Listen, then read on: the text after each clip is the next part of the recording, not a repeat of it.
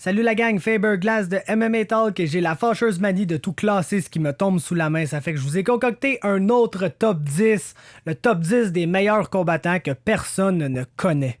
Donc le titre parle de par lui-même ici, on est à la recherche de combattants qui sont méconnus du grand public, qui ne sont pas populaires, et ce, pour des raisons dont on ignore, parce qu'ils sont absolument incroyables, fantastiques et géniaux. On n'est pas à la recherche ici des combattants les plus sous-estimés nécessairement, ça pourrait être une liste pour un autre jour ça, et oui, ils doivent être sous-estimés, ils doivent être méconnus, mais ils doivent aussi être fun, ça doit être des combattants d'action, des combattants que quand tu vois leur nom sur une carte, tu te dis « Ah, je ne peux absolument pas manquer ce combat là parce qu'il va nous livrer une performance incroyable ou un combat d'action bord en bord où ça va échanger être une guerre pendant 15 minutes. Ce sont des noms qui ne nous déçoivent pas à chacune de leurs sorties.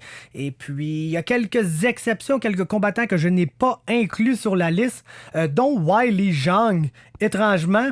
Parce que je dois vous le dire, c'est mon inspiration pour cette liste-là. Elle a gagné le championnat face à Jessica Andrade à l'UFC Shenzhen. Elle est maintenant championne des 115 livres et personne ne sait c'est qui, même si elle est une des combattantes les plus excitantes et les plus exceptionnelles qu'on a présentement dans l'UFC. Cependant, je voulais mettre un baseline à 5 combats UFC minimum pour les combattants que j'allais inclure sur cette liste-là, car je me dis qu'en bas de 5 combats, t'as pas encore nécessairement eu la chance d'avoir ce combat-là qui t'a montré au masque, qui t'a montré au grand public et qui a fait de toi un combattant dont les gens se rappellent. Donc, Weili Zhang n'a que 4 combats, même si c'est mon inspiration pour la liste, je n'ai pas été en mesure de la mettre sur cette liste-là. Quand je voulais respecter ma propre règle que j'avais établie pour la liste, un autre combattant que je n'ai pas mis sur cette liste-là, c'est Kamaru Usman. Je crois que ça aurait été un très bon choix, mais j'ai l'impression que son niveau de popularité est en train d'augmenter tranquillement, pas vite, avec sa rivalité avec Colby Covington. On entend de plus en plus parler de Kamaru Usman. On entend de plus en plus des gens dire qu'ils ont hâte au prochain combat de Kamaru Usman. Donc, vu qu'il s'en vient de plus en plus populaire, j'ai décidé de l'omettre sur cette liste-là, mais ça aurait été un excellent candidat lui aussi. On va y aller avec des mentions honorables comme à l'habitude. J'en ai 5 et elles sont les suivantes. Eliezer Zaleski dos Santos, Calvin Kattar, Khalil Rountree, Marlon Chito Vera et le seul et l'unique Li Jingliang. Passons au top 10 et au numéro 10, j'ai Dominick Reyes. C'est un combattant qui est quand même récent dans l'UFC, mais il a disputé au moins 5 combats. Il est déjà classé parmi les meilleurs 205 livres au monde et ce qui est incroyable avec Reyes, c'est qu'il est autant incapable d'arriver et d'avoir une approche stratégique et de se battre à un pace plus lent contre quelqu'un d'élite comme Volkan Ozdemir et d'aller chercher la victoire, comme il est capable de juste arriver, se battre comme un complet débile et de juste terminer son adversaire rapidement au premier round. Donc, il a du knockout power. Il est un excellent combattant debout et il est capable d'avoir autant une approche agressive qu'une approche stratégique. Ça fait de lui un can't miss fighter et quelqu'un qui va être probablement dans le top 5 de sa division pour encore très longtemps. Donc, il n'est pas connu, mais il va probablement le devenir assez rapidement. Au numéro 10, j'ai Dominick Reyes. Au numéro 9, Jack Hermansson, le poids moyen qui avait une belle ascension jusqu'au moment où il a affronté Jacare Souza sur court préavis dans un main event et il a gagné ce combat-là de façon excessivement convaincante. C'est un bon striker à distance, il est fait long et maigre pour sa division, donc ça lui donne un bon reach sur beaucoup de ses adversaires, il l'utilise très bien. Ce qui fait de lui un combattant exceptionnel cependant, c'est son ground and pound une fois qu'il a amené le combat au sol. C'est un des combattants avec le ground and pound le plus redoutable dans tout l'UFC. Ça fait de lui un très bon finisher car il est capable de passer le TKO de ses adversaires-là. Et s'il n'est pas en mesure de trouver ses coups pour passer le TKO, mais ses adversaires souvent vont finir par se tourner et donner leur dos ou donner quelque chose. Et il a de très très bonnes soumissions comme on l'a vu contre Dave Branch. Et puis ça fait de lui un combattant très très très dangereux dans tous les aspects. Et un des 5 meilleurs 185 livres au monde, en plus d'être quelqu'un qui ne déçoit jamais dans la cage avec ses performances. Au numéro 8, j'ai Leon Edwards et puis c'est peut-être le combattant sur la liste qui donne les moins bons combats. C'est probablement celui qui est le plus stratégique, qui est vraiment fier d'être un combattant complet, qui est autant bon debout qu'en lutte, qu'en clinch contre la cage, qu'en jiu-jitsu brésilien. Et le gars fait vraiment tout dans ses combats et il s'assure d'utiliser tous les aspects des arts martiaux mixtes et d'être très très très stratégique. Des fois, ça donne des victoires par décision qui sont peut-être un peu moins le fun à regarder que certains autres combats. Mais si vous êtes un amateur de technique, si vous êtes un amateur de combattant complet et efficace dans tous les aspects, Leon Edwards est votre homme. Et en plus, c'est peut-être le combattant le plus élite sur cette liste-là.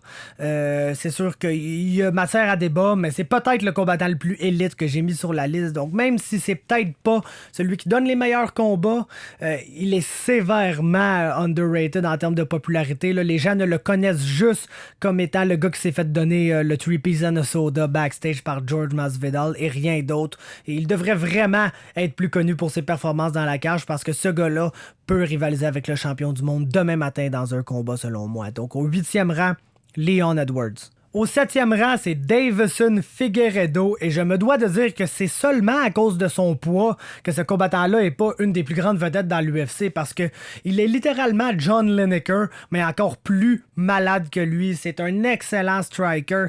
Il lance des bombes, mais il n'a pas peur de juste se mettre dans la pochette et puis absorber de gros coups de puissance pour essayer d'en donner des meilleurs.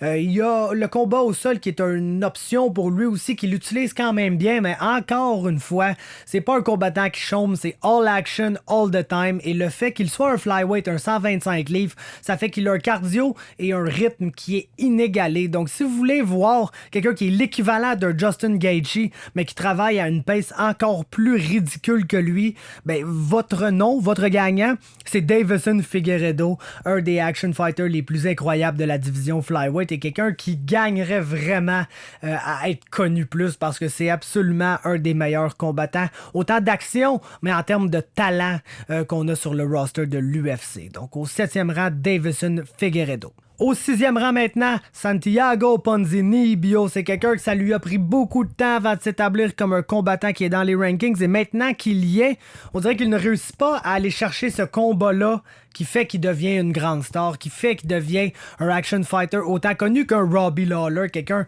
avec qui il a quand même quelques ressemblances dans sa game, je vous dirais. C'est peut-être parce que les gars rankés plus haut que lui ne se lancent tous pas dans un duel contre lui. C'est pas la majorité des gens qui ont envie de l'affronter. Et puis ça, c'est parce que c'est un combattant qui fait très mal à ses adversaires, lance en volume, ne fait qu'avancer, stalker ses proies, lancer un nombre de coups de poing absolument incroyable et ne pas se fatiguer en le faisant. Ça fait de lui un des action fighters les plus mémorables dans l'UFC et quelqu'un qui a des chances de faire des waves prochainement dans la division 170 livres. Donc je l'ai au 6e rang, Santiago Ponzinibbio. Au 5e rang, on a Mairbek Taisuma. Et lui, c'est pas compliqué, c'est son inactivité qui lui coûte vraiment cher en termes de popularité parce que ce combattant-là a tout pour être un des plus populaires. C'est un des strikers les plus techniques dans l'UFC, mais aussi un des plus puissants. Quelqu'un qui sait absolument placer son power shot au bon endroit pour sortir avec un highlight reel KO. Le problème, c'est qu'il y a des ennuis avec son visa, ne peut pas se battre aux États-Unis. Il y a beaucoup d'endroits où il ne peut pas aller. Je sais pas ce qu'il a fait dans son passé pour que ça soit comme ça, mais c'est très malheureux. C'est un combattant qui malheureusement est confiné aux cartes internationales quand ça se passe en Russie. Là, va se battre à l'UFC 242.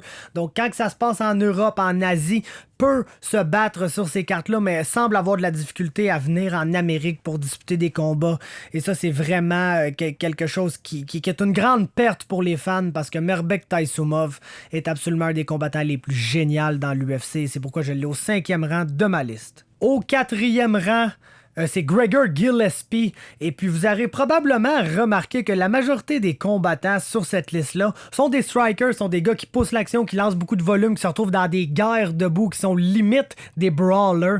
C'est tout le contraire avec Gregor Gillespie, qui est un lutteur, mais un des lutteurs les plus agressifs que tu auras vu. Le gars te court après, lance des wild overhand qui sont pas vraiment techniques, mais qui viennent tellement de n'importe où que des fois tu ne les vois pas venir, et puis elles te font mal, et puis elle te force à réagir et c'est là qu'il va avec ses transitions de lutte, t'amène violemment au sol, passe ta garde, d'excellentes soumissions, du ground and pound, puis il y a du cardio à l'infini et en plus, il y a une gimmick absolument incroyable étant the best fisherman en MMA. Tu sais que ce gars-là veut juste finir son combat pour récolter son chèque, aller s'acheter du nouveau stock de pêche et s'en aller sur un bateau aller pogner du gros poisson. Donc comment ne pas être un gars absolument génial quand c'est ça ta gimmick en plus? C'est un combattant élite. Il a été un champion collégien. Un moment dans la la NCAA, la lutte collégiale américaine. Il était le lutteur numéro 1 en Amérique du Nord, toute catégorie de poids confondue. C'est un athlète très, très, très spécial. Et puis, c'est quelqu'un qui est aussi quand même assez inactif, mais quand il va avoir la chance d'avoir des high-profile match-ups dans la division des 155 livres, il va probablement les gagner et s'établir comme un title challenger assez rapidement. Donc, au numéro 4, Gregor Gillespie. Au numéro 3, Vicente Luque. Et je dois vous avouer que c'était probablement mon choix pour le numéro 1. Je donne l'occasion aux gens sur mon groupe Facebook de voter pour ces top 10-là aussi. Puis j'utilise leurs opinions et je les prends en considération pour remanier un petit peu ma liste après que je l'ai fait. Luque, ça serait mon choix. Et c'est lui que je comprends pas pourquoi c'est pas une énorme star. Et oui, c'est pas un gars qui parle beaucoup. Il s'appelle The Silent Assassin. Mais c'est tellement une bonne gimmick. C'est un gars qui est très, très, très actif. S'est battu 3 à 4 fois par année depuis qu'il est dans l'UFC. Je pense qu'il y a presque déjà 10 combats UFC. Puis ça doit faire 2 ans et demi qu'il est là. Peut-être 3 ans, mais je pense pas que ça fait 3 ans pile qu'il est là. Et puis, il est constamment actif. C'est quelqu'un que tu peux pas vraiment oublier parce qu'il se bat à tous les 2 ou 3 mois. Cependant, le fait de ne pas être très vocal, je le sais pas. Je pense que ça le retarde un peu parce que ses performances dans la cage sont absolument incroyables. C'est un des strikers les plus redoutables qu'il y a dans la division des 170 livres. Il est très puissant. Lui aussi travaille en volume et est très agressif. Et puis, il y a toute une game de choke. C'est quelqu'un qui ne grapple pas beaucoup en général, je vous dirais, est plus le genre de gars qui te prend en guillotine ou en anaconda choke ou en Darce choke quand tu essaies de le shooter dans un takedown qui voit venir puis qui est en mesure de te sprawler. Et ça fait de lui un finisher redoutable sur tous les aspects qui nous donne soit des performances of the night ou des fight of the night à toutes ses sorties. Et pourtant, il n'est pas encore une superstar dans l'UFC. Je ne comprendrai pourquoi jamais, mais je l'ai au 3e rang de la liste, Vicente Luque. Au 2e rang, c'est Alexander Volkanovski, le combattant australien, 145 livres, un ancien joueur de rugby. Et puis ça paraît parce qu'il est physique. C'est un athlète absolument incroyable. C'est un Australien que sa spécialité, c'est la lutte, même s'il n'y a pas de background en lutte. Et il est capable d'out-wrestle des gars qui, en théorie, devraient être des meilleurs lutteurs que lui. Son combat debout s'en vient aussi de plus en plus. C'est quelqu'un qui est game de changer debout, qui a passé un solide KO à Chad Mendes même. Il arrive là, bat certains des meilleurs combattants au monde dans sa division. A même déjà battu Jose Aldo. Donc, c'est surprenant qu'il soit pas plus connu que ça. Il est le prochain in-line pour affronter Max Holloway. Et selon moi, c'est le gars qui a le plus de chances de battre Max Holloway dans cette division-là. Donc, peut-être prochainement champion, Alexander Volkanovski. C'est un excellent combattant. Il est absolument incroyable et je l'ai au 2e rang de la liste. Au 1er rang, certains me diront que c'est sans aucun doute le combattant le plus connu sur toute la liste. Et puis ça serait normal, mais si tu prends son niveau de popularité et tu le compares à ce qu'il devrait être, c'est le jour et la nuit. Et c'est pourquoi je me dois de mettre au 1er rang de cette liste-là Robert Whittaker. Il est le champion des 185 livres de l'UFC et puis s'en va se battre dans un des plus gros combats de l'histoire de l'Australie et de la Nouvelle-Zélande en MMA tout simplement face à Israel Adesanya. Et encore là, le feeling, c'est que c'est Israel Adesanya qui amène le hype à ce combat-là plus que Robert Whittaker, même si c'est Whittaker qui est le champion et je ne comprends pas pourquoi. Oui, il a eu beaucoup de blessures, il a été inactif, n'a pas été en mesure de se battre pour son titre souvent, de défendre son titre à la mesure de ce qu'il aurait dû être en mesure de faire, mais mon Dieu, que la seule raison pourquoi ce gars-là se bat pas souvent, c'est qu'à chaque fois qu'il se bat, c'est tellement une guerre mémorable qu'il doit prendre 6 mois de congé pour réparer toutes les blessures qu'il s'est lui-même fait infliger durant ce combat-là. Ces 2 combats contre Yoel Romero sont des classiques absolus de tous les temps. Le gars, quand il n'est pas dans une guerre dont on va se rappeler pendant des années, fait juste arriver et brutaliser son adversaire complètement et le finir par KO. C'est un des meilleurs strikers dans l'UFC, quelqu'un qui, selon moi, va être en mesure de rivaliser avec Israel Adesanya debout dans leur combat parce qu'Adesanya a été quand même impliqué dans un combat serré avec Kelvin Gastelum et puis Robert Whittaker est un peu à l'image de Kelvin Gastelum, quelqu'un qui est bon debout et qui est très tough, mais encore plus entêté qu'un Kelvin Gastelum, quelqu'un qui ne va jamais arrêter d'aller de l'avant et puis même s'il se fait faire très mal, on dirait que plus tu lui fais mal, plus ça l'allume et il a envie de te faire mal en retour. C'est littéralement un des combattants les plus awesome de l'histoire des arts martiaux mixtes, quelqu'un qui, dans la victoire comme dans la défaite, n'a jamais déçu. déçu auparavant dans ses combats. Il a beaucoup d'expérience dans l'UFC. Il est champion du monde et pourtant, personne ne le connaît, personne ne parle de lui et personne ne dit « Hey, j'ai hâte que Bobby Knuckles se rebatte. » Donc, j'avais pas le choix que de le mettre au premier rang de cette liste-là. Un combattant qui est criminellement underrated et unpopular par rapport à ce qu'il devrait être. Bobby Knuckles, le seul, l'unique, Robert Whittaker, est au premier rang de cette liste. Et ça va conclure. Je vous remercie d'avoir écouté. J'apprécie votre support comme à l'habitude. Laissez-moi un like si vous avez apprécié. Faites-moi part de vos impressions dans les commentaires. Est-ce qu'il y a des combattants que j'ai oubliés? Oui. Je vous le dis tout de suite, il y a plein d'autres noms qui me viennent là, en tête rapidement comme ça. Alexei Oleinik, ça aurait pu être sur cette liste-là. Nikita Krylov, des combattants comme ça. Donc, qui j'ai oublié? Laissez-moi le savoir dans les commentaires et on part une discussion là-dessus. Finalement, partagez avec vos amis. Si vous êtes sur YouTube, vous pouvez partager sur Facebook, sur vos réseaux sociaux. Si vous êtes directement sur Facebook, il y a le piton partagé dans le bas à droite. Donc, pèsez là-dessus. Ça m'aide beaucoup. Finalement, abonnez-vous à MMA Talk sur Facebook, sur YouTube, MMA Talk sur Instagram, _MMA Talk sur Twitter et finalement, allez visiter le MMAtalk.ca, le meilleur site internet de MMA au monde. Et puis, on se parle une prochaine fois.